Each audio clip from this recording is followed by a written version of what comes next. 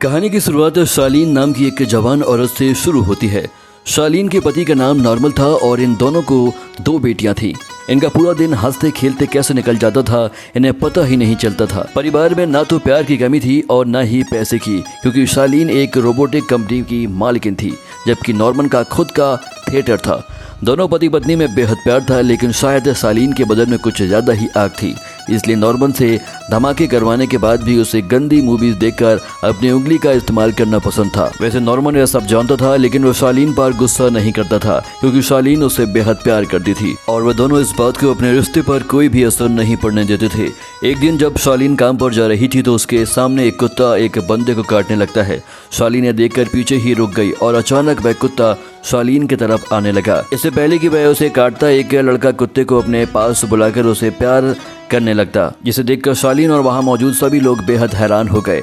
इस लड़के का नाम रोमन था। कुछ देर बाद शालीन अपनी कंपनी में आती है। यहाँ उसकी मैनेजर मॉली उसे कंपनी में आए नए लोगों से मिलवाती है और इन लोगों में रोमन भी शामिल था, यानी वह अब से शालीन की कंपनी में ही काम करने लगा था। शालीन सभी का स्वागत करती है। मॉली सभी को बाहर लेकर ये समझाने लगती है कि तुम्हें एक मेल मिलेगी जिससे कंपनी के सीनियर लोगों के नाम होंगे और तुम लोगों को उनमें से अपने मेंटोर को चूज करना होगा ताकि तुम उनकी टीम में जा सको और उनसे सीख सको। कुछ देर बाद जब रोमन अपना काम कर रहा था तो शालीन उसके पास आकर पूछती है कि तुमने उस कुत्ते को कैसे शांत किया। रोमन बताता है कि मेरे पास कुकीज थी और कुत्ते को भूख लगी थी। मैंने उस कुकीज को कुत्ते को खाने को दी और वह शांत हो गया। रात को जब शालीन घर में थी तो नॉर्मन उसे गर्म करने लगा। वह अलग अलग तरीकों से उसकी गुफा में धमाका करता है, लेकिन शालीन को कुछ महसूस नहीं होता। कुछ दिन बाद शालीन की कंपनी में एक पार्टी चल रही थी जिसमें उसका परिवार भी आया हुआ था।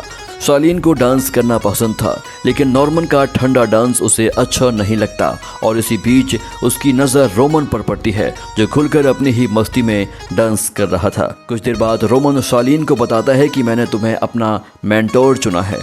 शालीन को किसी के साथ काम करना पसंद नहीं था, इसलिए वह उसे मना करके अपने परिवार के पास आ जाती है।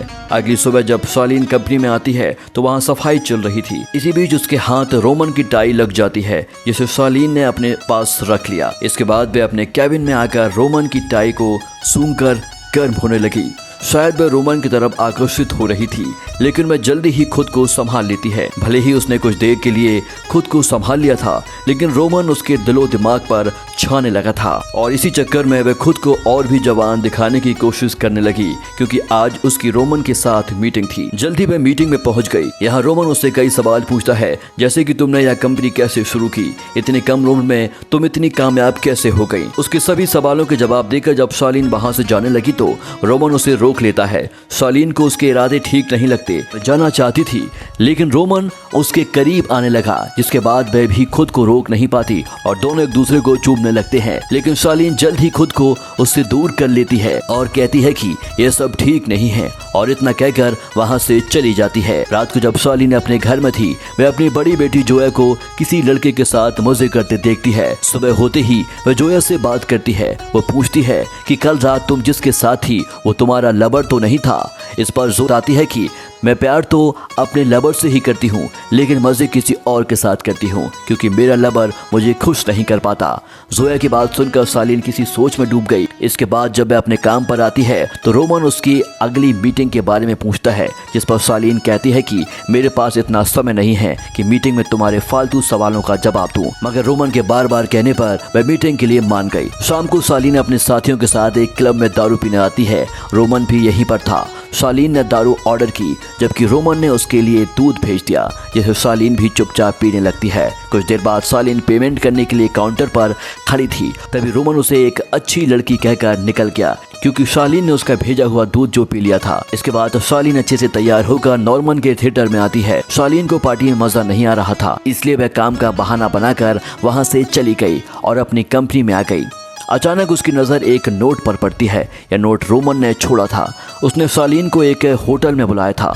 शालीन तैयार होकर होटल में तो आ गई, लेकिन उसे वहाँ कोई नजर नहीं आता। शालीन बैठकर इंतजार करने लगी। कुछ देर बाद जब रोमन कमरे में आता है तो शालीन गुस्सा होते हुए कहने लगी कि तुम्हारी हिम्मत कैसे हुई मुझे यहाँ बुलाने की। उसने कहा, मुझे ये सब बिल्कुल पसंद नहीं और ना ही मुझे किसी का इंतजार करने की आदत है।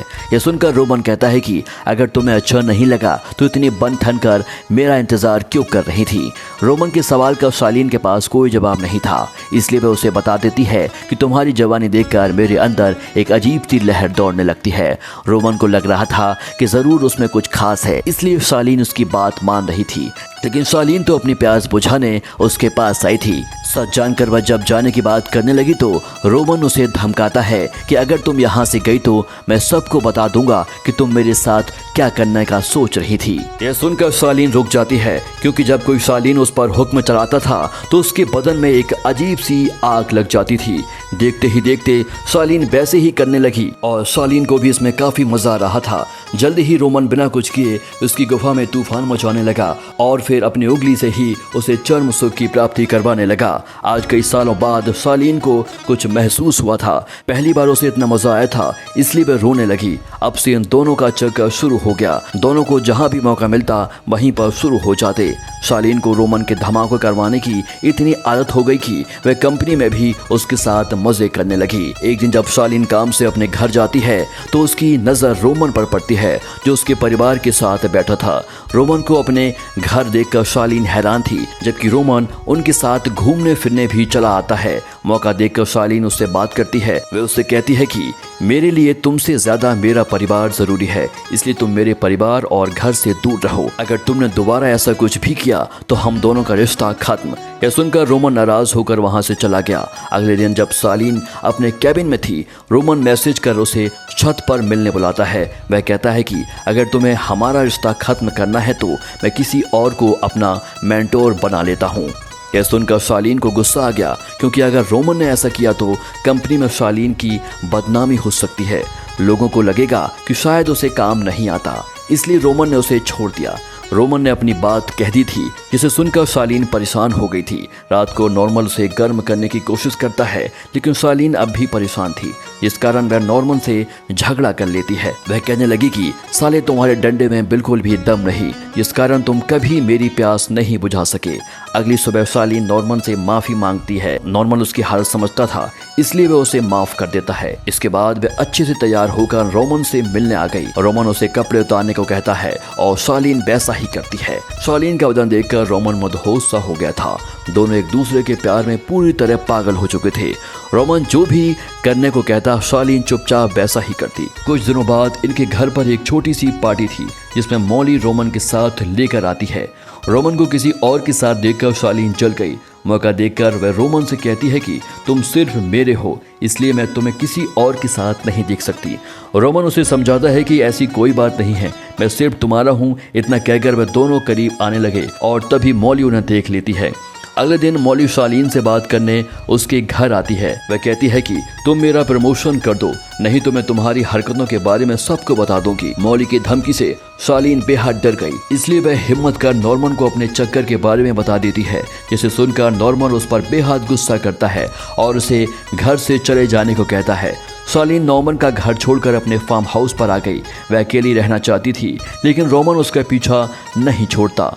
शालीन उसे घर से जाने को कहती है, क्योंकि वह उसके साथ कोई रिश्ता नहीं रखना चाहती थी, जबकि रोमन उसी गुफा में धमाके करना चाहता था। दोनों अभी बात कर ही रहे थे कि तभी नॉर्मन भी वहां पर आ गया। वह शालीन को कमरे से बाहर भेजकर साले रोमन की धुलाई करने लगा।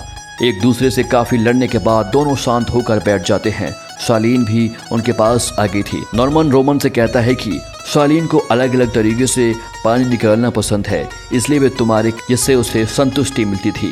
शालीन तुमसे प्यार नहीं करती, वह तो बस तुम्हारा इस्तेमाल कर रही थी। बातें करते करते नॉर्मन की तबीयत बिगड़ गई, जिसके बाद रोमन उसे संभालता है और नॉर्मन के संभालते ही वह शालीन की जिंदगी और उसके घर से चला गया। उधर कंपनी में मॉली का प्रमोशन हो गया था। शालीन अभी भी फार्म हाउस पर ही थी, क्योंकि नॉर्मन ने उसे साथ रखने से मना कर दिया था। ऐसे ही एक दिन जॉय उसे लेने आती है। वह बताती है कि जब से तुमने घर छोड़ा है तब से नॉर्मन भी घर नहीं आया। तुम उनसे बात करो, वह जरूर तुम्हें माफ कर देगा। अपनी बेटी की बात मानकर शालीन नॉर्मन के थिएटर में आती है और उससे माफी मांगती है। कहानी के आखिर में नॉर्मन ने शालीन को माफ कर दिया था और इसी के साथ इस कहानी का अंत हो जाता है। हमारी वीडियो देखने के लिए बहुत बहुत शुक्रिया।